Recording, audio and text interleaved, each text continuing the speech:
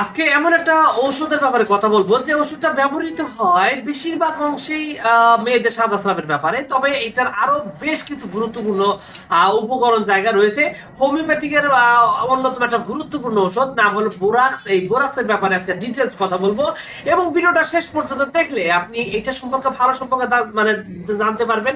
এটা আপনি পারিবারিক ভাবে ব্যবহার করতে পারেন, অথবা আপনি একজন ডাক্তার প্র্যাকটিশনার হলেও অবশ্যই প্র্যাকটিশিয়ান হিসাবে এটা ভালো রকমের অবশ্যই জানেন, আরো একটু ভালো সমৃদ্ধ করতে পারবেন নিজের জ্ঞান।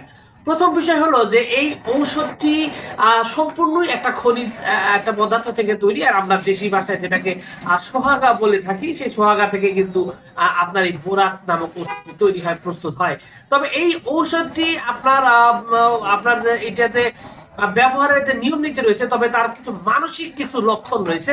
মানসিক লক্ষণটা খুবই গুরুত্বপূর্ণ। মানসিক লক্ষণটা যদি আপনি না বুঝেন তাহলে কিন্তু সমস্যা হবে। প্রথম কথা হলো যে মানসিক সমস্যা কি সেটার লক্ষণটা যদি বলা হয়, তাহলে প্রথম লক্ষণ হলো যে এটা উপর থেকে নিচে নামতে ভয় পায়। এমন কিছু মানুষ আছে যারা সিঁড়ির থেকে নিচে নামতে গেলে প্রচন্ড ভয় পায়, সিঁড়িতে নামতেই চায় না।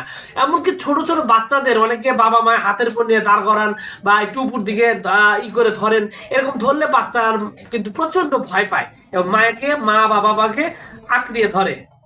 এবং অনেক ক্ষেত্রে অবস্থা এত সিরিয়াস যে বাচ্চা ঘুমাইছে, তাকে শোয়াবে, হাতের উপর নিয়ে এরকম শোয়াইতে গেলেও এই যে উপর থেকে নিচপেক নামতেছে, এই নামতে গিয়েও ঘুম ভেঙে যায় এবং কান্নাকাটি শুরু করে দেয়। মানে প্রচন্ড রকমের ভীতু এবং সাহস, আত্মবিশ্বাস খুব কম। এবং এটা হচ্ছে এই রোগের লক্ষণের প্রথম মানসিক লক্ষণ। এই ধরনের লক্ষণ থাকলে বোরাক্স সবার আগে ব্যবহৃত হয় এবং এটা একটা কার্যকরী একটা ঔষধ। এবং এই ওষুধটি যে সমস্ত রোগের মধ্যে কাজ করে, সেই রোগের লক্ষণ যদি বলা হয়, তাহলে কিন্তু আসলে অনেকগুলো ওষুধই কিন্তু রয়েছে। যেমন আপনার রোগের কথা যদি বলা হয়, তাহলে সবার আগে এটার কার্যক্রিয়া মেইনলি যেটা বলতে চাচ্ছি যে কাজের এটা যে কাজের যে ক্রিয়ার স্থল সেটা কোথায়।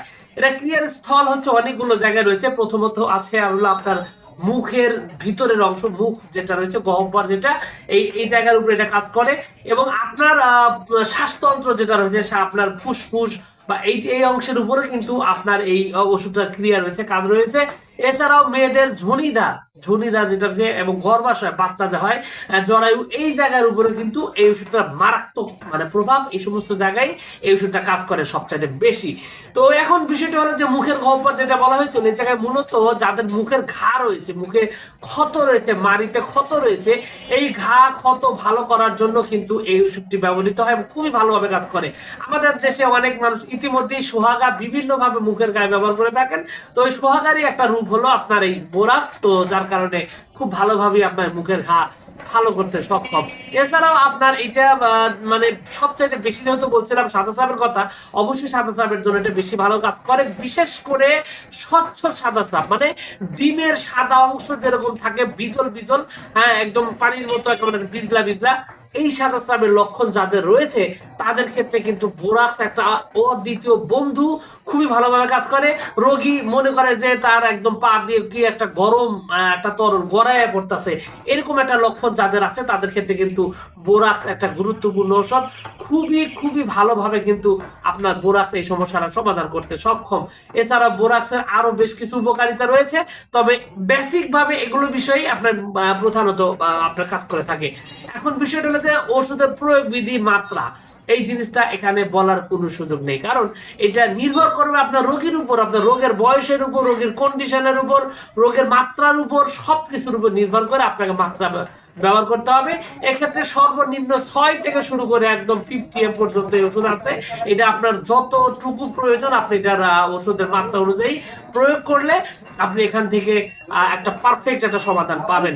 তবে আমার কথা হলো যে আপনি যদি একদম রোগী পর্যায়ে হন এবং আপনার রোগ যদি বেশি পুরাতন হয়, জটিল রোগ হয়, সেক্ষেত্রে আপনি কিন্তু অবশ্যই যোগাযোগ করে চিকিৎসা নিতে হবে। আর নতুন হলে আপনি 30 বা 30 যেটা আছে এটা, অথবা সর্বোচ্চ 200 শক্তি আপনি এটা ব্যবহার করে দেখতে পারেন এবং এক্ষেত্রে আশা করা যায় রেজাল্ট আসবে। 630 বা নিম্ন শক্তি যেগুলো আছে এগুলো আপনি প্রয়োগ করে দেখতে পারেন। তবে রোগ যদি পুরাতন হয়, দীর্ঘদিনের সমস্যা হয়, অবশ্যই নিজে থেকে চিকিৎসা করা বন্ধ রাখুন, কারণ নিজে নিজে চিকিৎসা করলে আপনার জটিলতা আরো বাড়বে, আরো সমস্যা তৈরি হতে পারে। এই জন্য অবশ্যই একজন অভিজ্ঞ হোমিওপ্যাথিক ডাক্তারের সাথে কথা বলে তারপরে রোগের অবস্থা বুঝে সঠিকভাবে চিকিৎসা নিয়ে আপনার রোগটা সুস্থ করুন। তো যাও, সবকিছু মিলে এইটুকু ছিল আজকের ভিডিও। আশা করছি পুরো তথ্যগুলো আপনার কাছে অনেক অনেক বেশি ভালো লেগেছে। আর যদি লেগে থাকে অবশ্যই ভিডিওটিতে একটু লাইক দেন, আর চ্যানেলে যদি প্রথমবার এসে থাকেন অবশ্যই চ্যানেলটি সাবস্ক্রাইব করবেন। কোনো প্রশ্ন, কোনো মতামত, কোনো অভিযোগ থাকলে অবশ্যই কমেন্ট করে জানাতে পারেন। তো ভিউয়ার্স, আপনাদের সকলকে অনেক অনেক ধন্যবাদ। আসসালামু আলাইকুম ওয়া রাহমাতুল্লাহ।